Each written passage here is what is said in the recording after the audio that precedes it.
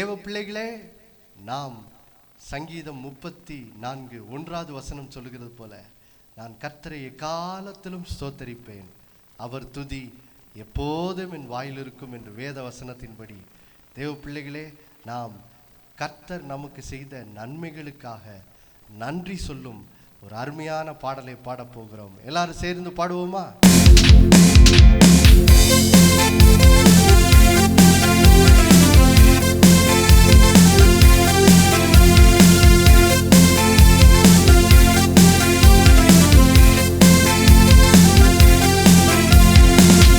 நன்றி பலிகள் செலுத்திய நாங்கள் ஆலயம் கூடி வந்தோம். துதி பலிகள் செலுத்திய நாங்கள் உம்மை போற்ற வந்தோம். நன்றி பலிகள் செலுத்திய நாங்கள் ஆலயம் கூடி வந்தோம். துதி பலிகள் செலுத்திய நாங்கள் உம்மை போற்ற வந்தோம். கர்த்தர் செய்த நன்மைக்காக நன்றி செலுத்த வந்தோம். நம்மை மறவா அவர் கிருபை எண்ணிய துதிக்க வந்தோம். கர்த்தர் செய்த நன்மைக்காக நன்றி செலுத்த வந்தோம். நம்மை மறவா அவர் கிருபை எண்ணிய துதிக்க வந்தோம். உடன்படிக்கை எனக்கு தந்து உந்தனின் பிள்ளையை தெரிந்தெடுத்து மரணத்தின் விளிம்பில் நின்ற என்னை ஜீவனின் பாதையில் திருப்பி விட்டி. உடன்படிக்கை எனக்கு தந்து உந்தனின் பிள்ளையை தெரிந்தெடுத்து மரணத்தின் விளிம்பில் நின்ற என்னை ஜீவனின் பாதையில் திருப்பி விட்டி. கர்த்தர் செய்த நன்மைக்காக நன்றி செலுத்த வந்தோம்.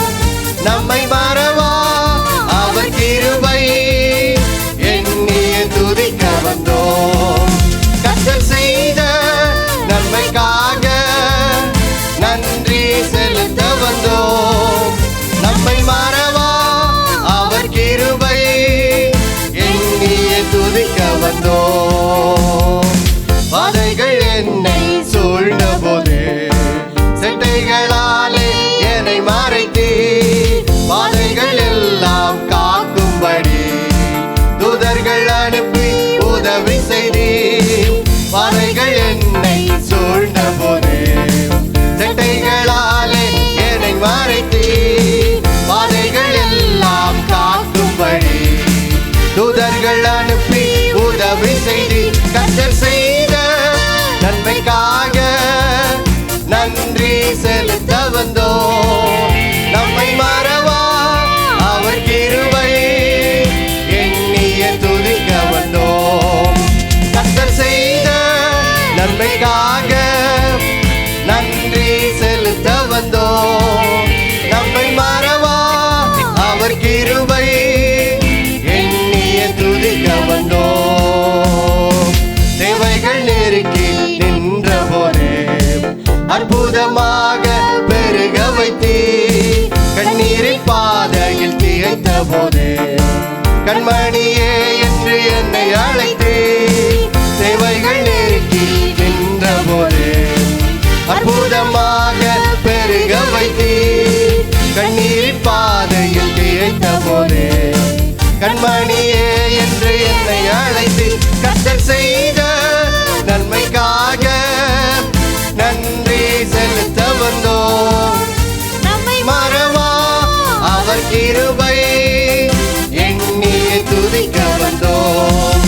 கர்த்தர் செய்த நன்மைக்காக நன்றி செலுத்த வந்தோம். நம்மை மறவா அவர் கிருபை எண்ணிய துதிக்க வந்தோம். நன்றி பலிகள் செலுத்திய நாங்கள் ஆலயம் கூடி வந்தோம். துதி பலிகள் செலுத்திய நாங்கள் உம்மை போற்ற வந்தோம். நன்றி பலிகள் செலுத்திய நாங்கள் ஆலயம் கூடி வந்தோம். துதி பலி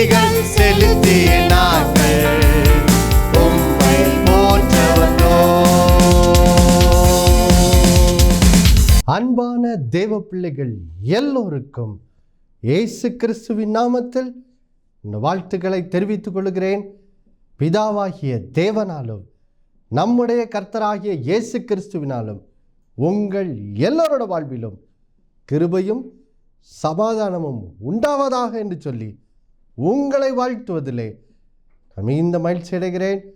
தேவ பிள்ளைகளே, நாம் கடந்த வாரத்திலிருந்து இயேசு சிலுவையிலே அவர் அனுபவித்த பாடுகளை குறித்து அவர் கெத்செமனே தோட்டத்தில் கைது செய்யப்பட்ட அந்த வேளையிலிருந்து அவர் சிலுவையில் மரிக்கும் வரை அந்த கிட்டத்தட்ட 12 மணி நேரம் அவர் எப்படி நம்முடைய பாவங்களுக்காக அவர் எப்படியெல்லாம் பாடு அனுபவித்தார் என்ற சத்தியத்தை நாம் பார்க்க ஆரம்பித்தோம். இந்த வாரம் அதை தொடரப்போகிறோம். வாசிக்க கேட்கலாம். ஏசாயா 53ஆம் அதிகாரம் 3வது வசனம் மற்றும் 4வது வசனம். அவர் அசட்டை பண்ணப்பட்டவரும் மனுஷரால் புறக்கணிக்கப்பட்டவரும் துக்கம் நிறைந்தவரும் பாடு அனுபவித்தவருமாயிருந்தார். அவரை விட்டு நம்முடைய முகங்களை மறைத்து கொண்டோம். அவர் அசட்டை பண்ணப்பட்டிருந்தார், அவரை எண்ணாமல் போனோம். மெய்யாகவே அவர் நம்முடைய பாடுகளை ஏற்றுக்கொண்டு நம்முடைய துக்கங்களை சுமந்தார். நாமோ அவர் தேவனால் அடிபட்டு வாதிக்கப்பட்டு சிறுமைப்பட்டவர் என்று எண்ணினோம். தேவ பிள்ளைகளே, நாம் கடந்த வாரத்தில் இயேசு எப்படி கெத்செமனே தோட்டத்திலே அவர் எப்படி மிகுந்த வியாகுலப்பட்டு அவர் பிதாவினிடத்தில் வேண்டிக் கொண்டார். அந்த வேளையில் எப்படி அவருடைய இரத்தம், அதாவது அவருடைய வியர்வை இரத்த துளிகளாக எப்படி விழுந்தது, எப்படி அந்த இடத்துல எதற்காக இயேசு அவர் அந்த அளவுக்கு பாடுபட்டார், நம்முடைய பாவங்களுக்காக எப்படி அந்த இடத்துல பாடுகளை அனுபவித்தார் என்ற சத்தியத்தை நாம் பார்த்தோம். இந்த நாளிலே நாம் தொடர்ந்து பார்க்க போகிறோம். கெத்செமனே தோட்டத்திலே அவர் அனுபவித்த அந்த பாடுகளை குறித்து தொடர்ந்து பார்க்க போகிறோம். குறிப்பாக எதை பார்க்க போகிறோம்? எப்படி இயேசு நமக்காக எப்படி அசட்டை பண்ணப்பட்டவரும் மனுஷரால் புறக்கணிக்கப்பட்டவருமாய் இருந்து அவர் எப்படி துக்கத்தையும் பாடையும் அனுபவித்தார் என்பதை தான் தொடர்ந்து நாம் என்ன செய்ய போகிறோம், பார்க்க போகிறோம். மறுபடியும் திருப்பிக் கொள்ளலாம். லூக்கா 22ஆம் அதிகாரம் இப்பொழுது 47வது வசனம் மற்றும் 48வது வசனத்தை நாம் வாசிக்க கேட்கலாம். அவர் அப்படி பேசுகையில் ஜனங்கள் கூட்டமாய் வந்தார்கள். அவர்களுக்கு முன்னே 12 ஒருவனாகிய யூதாஸ் என்பவனும் வந்து இயேசுவை முத்தம் செய்யும்படி அவரிடத்தில் சேர்ந்தான். இயேசு அவனை நோக்கி, யூதாசே, முத்தத்தினாலேயா மனுஷகுமாரனை காட்டி கொடுக்கிறாய் என்றார். பாருங்கள் தேவ பிள்ளைகளே, நாம் இயேசு பாருங்க, இங்கே கெத்செமனே தோட்டத்திலே அவர் எப்படி மனுஷரால் புறக்கணிக்கப்பட்டவராய் அசட்டை பண்ணப்பட்டவராய் எப்படி துக்கத்தையும் பாடையும் அனுபவித்தார் என்பதை நாம் பார்த்து வருகிறோம். தேவ பிள்ளைகளே, இந்த சம்பவம் எப்பொழுது நடக்கிறது பாருங்க. இயேசு கிறிஸ்து பாருங்க, அங்கே வியாழக்கிழமை இரவிலே அந்த பஸ்கா பந்தியை தம்முடைய சீஷரோடு என்ன செய்கிறார், அவர் அதை அனுசரிக்கிறார். பின்பு அந்த மேல் வீட்டு அறையிலிருந்து புறப்பட்டு பாருங்க, இயேசு ஜெபிப்பதற்காக பாருங்க கெத்செமனே தோட்டத்துக்கு என்ன செய்கிறார், வருகிறார். தேவ பிள்ளைகளே, கெத்செமனே தோட்டத்தில் தான் அவர் மிகுந்த வியாகுலப்பட்டு, பிதாவே, இந்த பாத்திரம் என்னை விட்டு நீங்க கூடுமானால் இதை என்னை விட்டு நீங்கும்படி செய்யும். ஆயினும் என்னுடைய சித்தத்தின்படி அல்ல, உம்முடைய சித்தத்தின்படி ஆக கடவுது என்று சொல்லி ரொம்ப பாருங்க வேதனையோடு கூட அந்த ஜெபத்தை அவர் அங்கே கெத்செமனே தோட்டத்திலே அவர் ஏறெடுக்கிறதை பார்க்கிறோம். இப்போ பார்த்தீர்கள் என்றால் அந்த வியாழக்கிழமை இரவு கிட்டத்தட்ட 10 மணிக்கு மேலே இந்த சம்பவம் நடக்குது. கிட்டத்தட்ட வெள்ளிக்கிழமை பாருங்கள், அந்த நடு இரவு 12 மணி 1 மணி வரைக்கும் அவர் அங்கே கெட்செமனே தோட்டத்தில் நமக்காக வியாகுலத்தோடு ஜெபிக்கிறார். இப்போது கெட்செமனே தோட்டத்தில் இயேசு இப்படி பாருங்கள் மிகவும் நெருக்கப்பட்டு ஒடுக்கப்படுகிறதை பார்க்கிறோம்.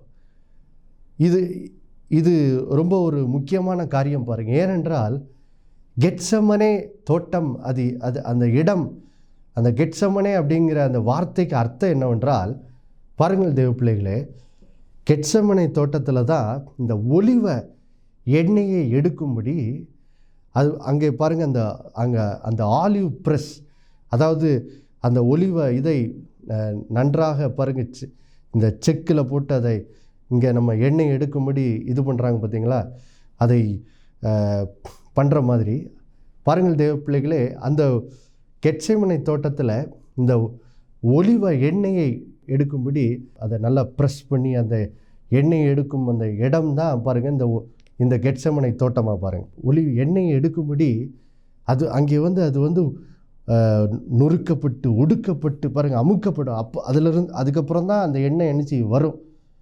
அதே போல தான் இயேசு கிறிஸ்து சிலுவையிலே பாருங்கள் தேவ பிள்ளைகளே, நமக்காக அவர் அங்கே புளியப்பட்டார். அதாவது அந்த ஒலிவ எண்ணெய் எடுக்கும்படி அதை என்ன செய்யும் பாருங்கள், அதை அந்த மிஷினில் வச்சு அதை இது பண்ணுவாங்க. அதே போல் இயேசு பாருங்கள் நம்முடைய பாடுகள் நிமித்தம் நொறுக்கப்பட்டு ஒடுக்கப்பட்டு புளியப்பட்டார்.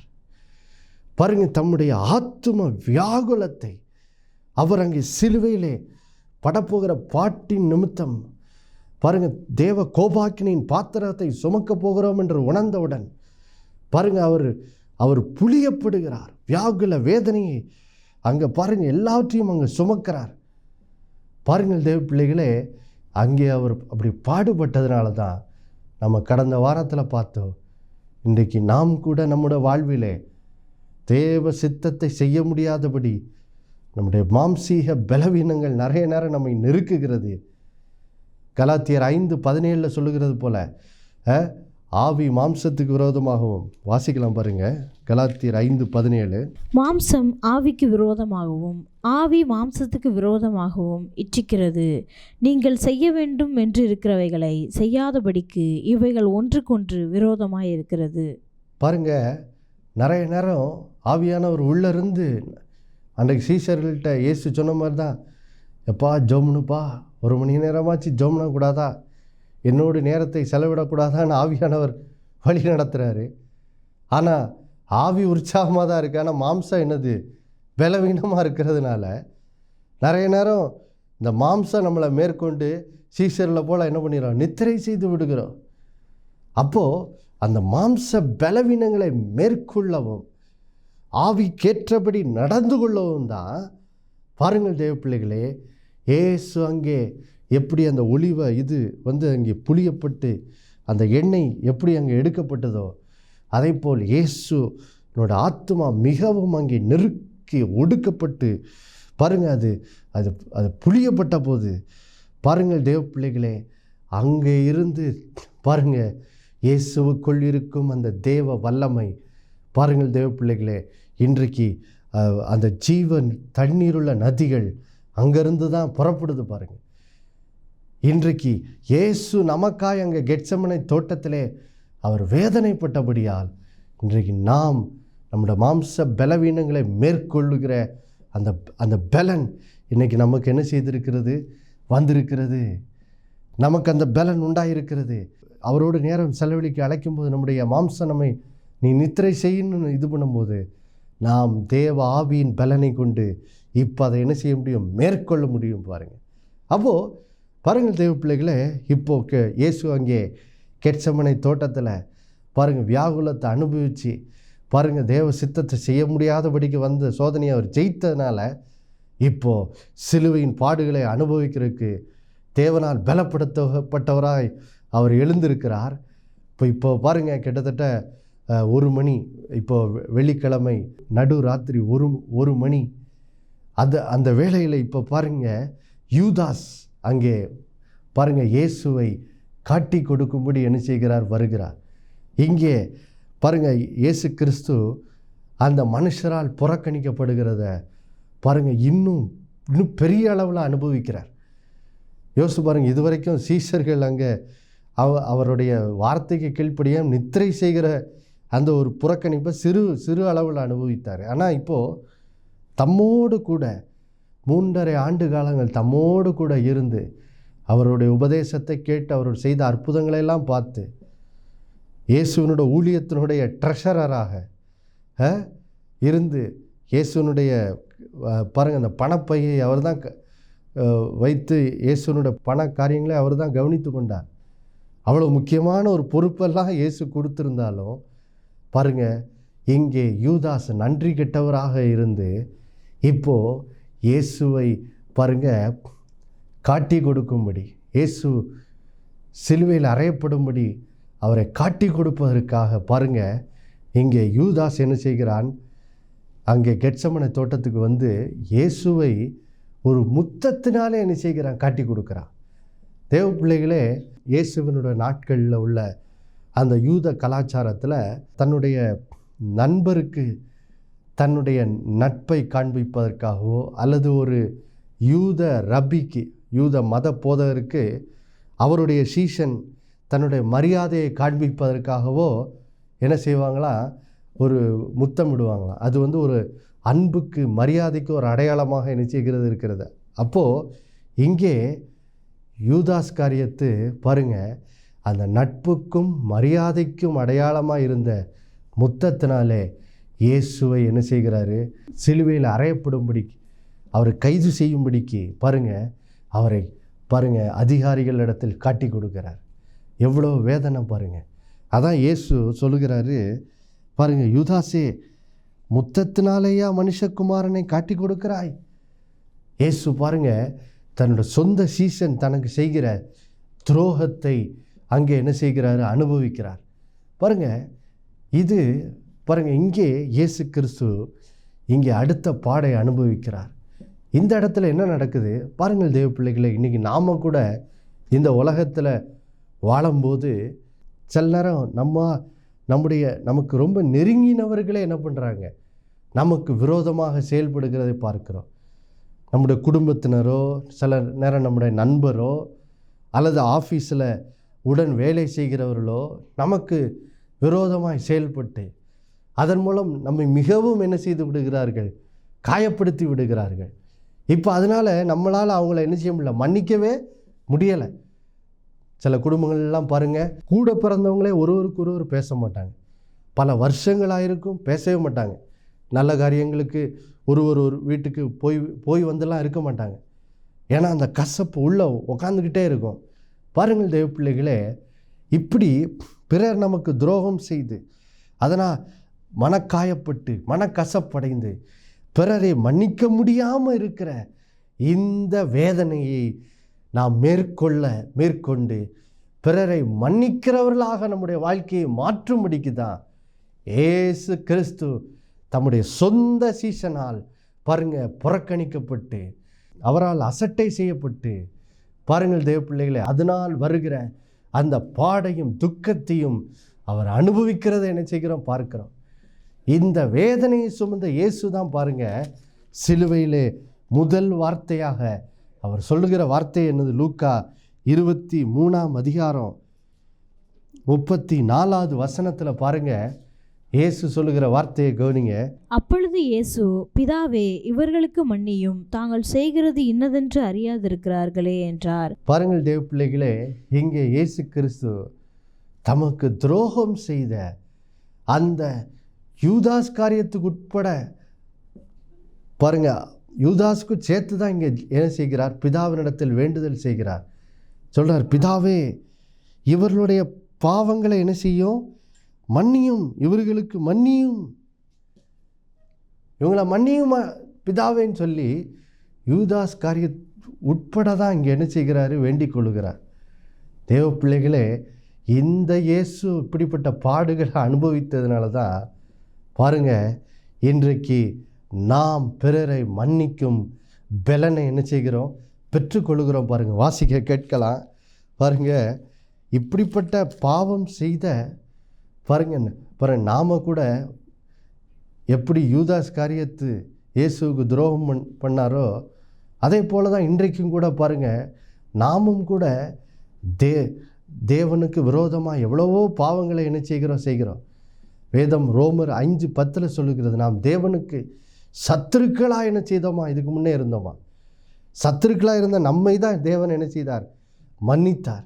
மன்னித்ததுனால தான் இப்போ பாருங்கள், இந்த இயேசு பாடு அனுபவித்து அவர் மன்னித்ததுனால தான் இப்போது இந்த இயேசுவோட பாடுகளின் மூலம் நாமும் பிறரை மன்னிக்கிற பலனை பெற்றுக்கொள்கிறோம். பாருங்கள், எபேசியர் 4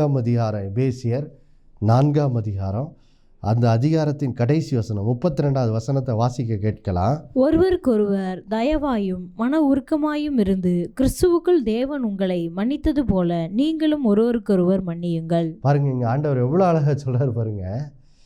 கிறிஸ்துவுக்குள் தேவன் உங்களுக்கு என்னது, மன்னித்தது போல நீங்களும் ஒருவருக்கொருவர் என்ன செய்யுங்க, மன்னிங்க. அப்போ பாருங்க, பிறரை மன்னிக்கிற அந்த பலனே எங்கிருந்து வருது? இயேசு சிலுவையிலே அந்த துரோகத்தை அனுபவித்து அதை நடுவிலே இயேசு பாருங்க யூதாசை மன்னித்தார். பார்த்தீங்களா? இயேசு அனுபவித்த அந்த பாடுகளின் மூலமாக தான் இயேசு அந்த யூதாசையும் மன்னித்த அந்த செயலின், அந்த மீட்பின் செயல் மூலமாக தான் தேவ பிள்ளைகளை இன்னைக்கு நாம் பிறரை மன்னிக்கிற அந்த பலனை என்ன செய்கிறோம், பெற்றுக்கொள்ளுகிறோம். இயேசு அங்கே சிலுவையில் யூதாசை மட்டும் இல்லை, நம்மையும் மன்னிக்கும்படி பிதாவை வேண்டிக் கொண்டார்.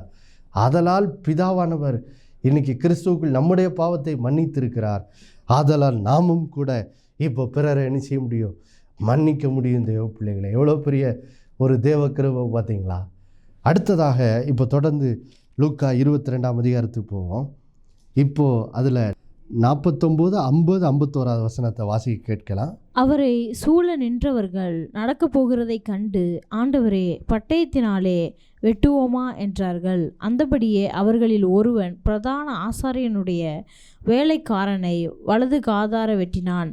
அப்பொழுது இயேசு, இம்மட்டில் நிறுத்துங்கள் என்று சொல்லி அவனுடைய காதை தொட்டு அவனை சுஸ்தப்படுத்தினார். பாருங்கள் தேவ பிள்ளைகளே, இங்கே இயேசு அடுத்த விதத்தில் எப்படி பாடுகளை அனுபவிக்கிறார் பாருங்கள். இங்கே தம்முடைய சீசனாகிய பேதுரு பாருங்கள், ஒரு முட்டாள்தனமாக அவசரப்பட்டு ஒரு பெரிய தவறான காரியத்தை செய்கிறத பார்க்கிறோம். பாருங்கள், இங்கே இயேசுவை கைது செய்ய வந்திருக்காருன்னு பார்த்த உடனே இப்போ பாருங்கள், சீமோன் பேதுரு தன்னுடைய மாம்ச எண்ணங்களுக்கு இடம் கொடுத்து பாருங்கள் இயேசுகிட்ட கேட்குறாரு, ஆண்டவரே, பட்டயத்தினால என்ன செய்வோம், இவங்கள வெட்டுவோமா அப்படின்னு கேட்டுட்டு பாருங்கள், இயேசு அங்கே பதில் சொல்கிறக்குள்ள அவசர கொடுக்கையா பாருங்கள், பட்டயத்தை எடுத்து பாருங்கள் பிரதான ஆசாரியனுடைய வேலைக்காரனுடைய வலது காதை என்ன செய்கிறார், வெட்டிடுறார். பயங்கரமான ஒரு தவறான காரியத்தை அங்கே என்ன செய்கிறார், செய்து விடுகிறார். பாருங்கள், இது எவ்வளோ பெரிய தவறு. ஏன்னா பேதுரு காதை வெட்டினவர் யார், பிரதான ஆசாரியனுடைய வேலைக்காரன். பாருங்கள், பிரதான ஆசாரியன் தான் அன்றைக்கு எருசலேம் பட்டணத்தில் பாருங்கள் இந்த யூத ஜனங்களை நியாயம் தீர்க்கிற ஒரு நீதிபதியாக என்ன செய்தார், இருந்தார். பிரதான ஆசாரியன் தான் அந்த யூத ஜனங்களுடைய காரியங்களுக்கு நியாயம் விசாரிக்கிறவராக என்ன செய்தார், இருந்தார். பாருங்கள், கிட்டத்தட்ட தலைமை நீதிபதியை போல இருந்த இந்த பிரதான ஆசாரியனுடைய வேலைக்காரனுடைய காதை தான் பேதுரு வெட்டுறாரு. அதுக்கு என்ன பண்ணியிருந்திருக்கலாம், அந்த பிரதான ஆசாரியன் இவரை பாருங்கள் பல வருடத்துக்கு சிறைச்சாலையில் போட்டு அடைச்சி இவரை தண்டித்திருந்திருக்கலாம். அப்போ அதனால் என்ன இருந்திருக்கும், பேதுருவை குறித்து தேவன் வச்சுருந்த அவருடைய திட்டமே அங்கே தடைப்பட்டிருந்திருக்கும். பேதுருவை தேவன் பாருங்கள் அங்கே எருசலேமில் சபைக்கு தலைவராய் அங்கே உருவாக்கி பெந்தைக்கோஸ்தே நாள் அன்னைக்கு பேதுரு தான் என்ன செய்கிறார், பிரசங்கம் பண்ணுறார். 3000 பேர் ரட்சிக்கப்படுறாங்க. கர்த்தர் பேதுருவை வல்லமையாய் ஊழியத்தில் பயன்படுத்துகிறார். அத்தனை தேவ திட்டமும் என்ன செய்யிருக்கும், தடைப்பட்டு போயிருக்கும். ஆனால் இயேசு அங்கே பாருங்கள் பேதுருடைய பாவத்தை அவர் சுமந்தபடியினால் அந்த இடத்துல இயேசு தலையிட்டு பாருங்கள் அந்த வேலைக்காரனுடைய வலது காதை சொஸ்தமாக்குகிறார். சொஸ்தமாக்கி அங்கே பேதுரு வாழ்க்கையில் இருக்கிற தேவ திட்டம் தடைபடாதபடிக்கு அங்கே இயேசு பாருங்கள் இப்போ அவருடைய பாவத்துக்காக அங்கே பாருங்கள் அங்கே பாவ நிவர்த்தி செய்து அந்த சூழ்நிலையை சரி செய்கிறார். பாருங்கள், ஆம் பிரியமானவர்களே, இன்றைக்கி நாம் கூட நம்முடைய வாழ்க்கையில் எத்தனையோ முறை இப்படி தான் ஆண்டோடைய ஆலோசனைக்காக காத்திராமல் அவசரப்பட்டு மாம்சத்தில் எதையா செஞ்சுட்டு பிரச்சனைக்குள்ளே போய் சிக்கிக்கிறோம் பாருங்கள். பெரிய எடுத்துக்காட்டு மோசே தான். மோசே பாருங்கள், தன்னோட 40வது வயதில் கர்த்தர் தன் ஜனமாகிய இஸ்ரேல் ஜனங்களை எகிப்தின் அடிமைத்தனத்திலிருந்து விடுதலையாக்குவதற்கு தன்னை ஒரு இரட்சகனாக கர்த்தர் பயன்படுத்த போகிறார் அப்படிங்கிற அந்த தேவ திட்டத்தை குறித்த ஒரு வெளிப்பாடு வருது அவருக்கு. ஆனால் அவர் தேவ ஆலோசனைக்காக காத்திராமல் தன்னோட மாம்ச பலத்தில் செயல்பட்டு பாருங்கள் ஒரு எகிப்தியனை போய் கொன்று போட்டுறாரு. அதன் நிமித்தம் பாருங்கள் அவரோட வாழ்விலே அடுத்த 40 ஆண்டுகள் தேவ திட்டம் தடைப்பட்டு போய்கிறது. அவர் பாருங்கள் பயந்து ஓடிப்போய் பாருங்கள் தூர தேசத்தில் போய் மறைந்து கொள்கிற பரிதாபமான காரியம் அங்கே நடக்குது பாருங்கள். காரணம் என்ன? அவசரப்பட்டதுனால தான். பாருங்கள் தேவ பிள்ளைகள், இப்படி தான் நம்மளும் பல நேரம் அவசரப்பட்டுறோம். ஆனால் அப்படி செய்து தேவ திட்டம் முற்றிலுமாய் நம்மளோட வாழ்விலே பாருங்கள் சில நேரம் தடைப்பட்டு போகிற மாதிரி சூழ்நிலை ஆயிடுது. ஆனால் அந்த இடத்துல தான் இயேசு நமக்காய் பாருங்கள் அவர் தான் இன்றைக்கி நம்முடைய புதிய ஏற்பாட்டு காலத்தில் அவர் தான் நம்முடைய பிரதான ஆசாரியன். அவர் நமக்காக நம்முடைய பாவங்களுக்காக அவர் சிலுவையில் பாவ நிவர்த்தி செய்ததுனால தான் அன்றைக்கி எப்படி பேதுருனுடைய சூழ்நிலை தலையிட்டு அதை சரி செய்தாரோ, இன்றைக்கி நம்முடைய வாழ்விலும் நாம் செய்த தவறுகளை அவர் சரி செய்து நம்முடைய வாழ்விலே தேவ திட்டத்திலே பாருங்கள் நம்முடைய வாழ்விலே தேவ திட்டம் நிறைவேறும்படியாக கர்த்தர் வழியை என்ன செய்கிறார்? உண்டாக்குகிறார். இதற்காக தான் இயேசு அங்கே பாடுகளை அனுபவித்தார். தேவ பிள்ளைகளே, நாம் இன்னைக்கு கற்றுக்கொண்ட அந்த சத்தியத்தின்படி நம்முடைய வாழ்விலே இந்த ஆசீர்வாதங்களை பெற்றுக்கொள்ளும்படி நாம் ஜெபிக்கலாம். எல்லாரும் கண்களை மூடி ஜெபிப்போம்.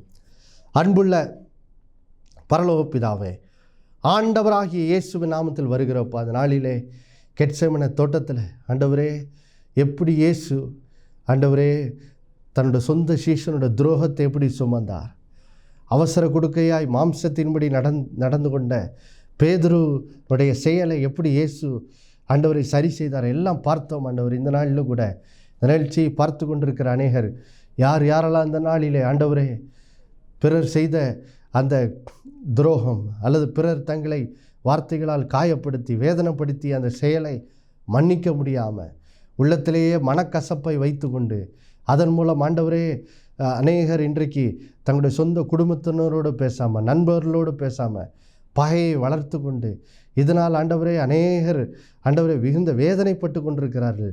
யாரெல்லாம் இன்றைக்கி இப்படி மன்னிக்க முடியாமல் வேதனைப்பட்டு கொண்டிருக்கிற இந்த நாளிலே அதிலிருந்து அவர்களுக்கு இயேசு நாமத்தில் ஒரு விடுதலை உண்டாகி கிறிஸ்துவுக்குள் தேவன் அவர்களுக்கு மன்னித்தது போல இன்றைக்கு ஒவ்வொருத்தரும் பிறரை மன்னிக்கும்படியாக தேவ பலன் அவர்களுக்கு உண்டாகட்டும். ஆண்டவரே பிறரை தங்களுக்கு துரோகம் செய்து காயப்படுத்தினவர்களை அவர் மன்னித்து இன்றைக்கு அவர்கள் அந்த மன வேதனை கசப்புகளிலிருந்து ஒரு விடுதலையை பெற்றுக்கொண்டு அந்த உறவுகள் முறிந்து போன அந்த காரியத்திலிருந்துலாம் விடுதலை உண்டாகி மறுபடியும் உறவுகள் ஒப்புரவாகும்படியாக திரும்பவும் ஆண்டவரே உறவுகள் புதுப்பிக்கப்படும்படியாக இயேசுவின் நாமத்தில் ஜெபிக்கிறோம். அது மாதிரி யாரெல்லாம் பேதுருவை போல தேவனோட ஆலோசனை கேட்காம மாம்சத்தின்படி செய்து பல பிரச்சனைகளில் மாட்டிக்கொண்டு இன்றைக்கு தேவ திட்டம் தடைபட்டு கிடக்கிற ஒவ்வொருத்தரோட வாழ்க்கைக்காக ஜெபிக்கிறோம். இந்த நாளிலே கர்த்தர் அவர்களுடைய வாழ்விலும் பேதுரு வாழ்க்கையிலே நீர் தலையிட்டது போல் அவர் வாழ்க்கையிலே தலையிட்டு அந்த சூழ்நிலைகள் அவருடைய தவறுகளை நீர் சரி செய்து அவர்களோட வாழ்க்கையை நீர் சொஸ்தமாக்கி அவர்களோட ஒவ்வொருத்தரோட வாழ்விலும் ஆண்டவரை மறுபடியும் அவங்க தேவ திட்டத்தில் முன்னேறும்படி நீர் வழியை உண்டாக்கும்படியாக ஜெபிக்கிறோம். அப்படி செய்ததுக்காக நன்றி. இயேசுவின் மூலம் வேண்டிக் கொள்கிற நல்ல பிதாவே, ஆமேன். மறுபடியும் அடுத்த வாரம் உங்களை சந்திக்க நினைப்பட்டுகிறேன். இயேசுவே ஆண்டவர். ஒவ்வொரு நாளும் அவர் மேல் விசுவாசம் வைத்து வாழுங்கள். ஆமேன்.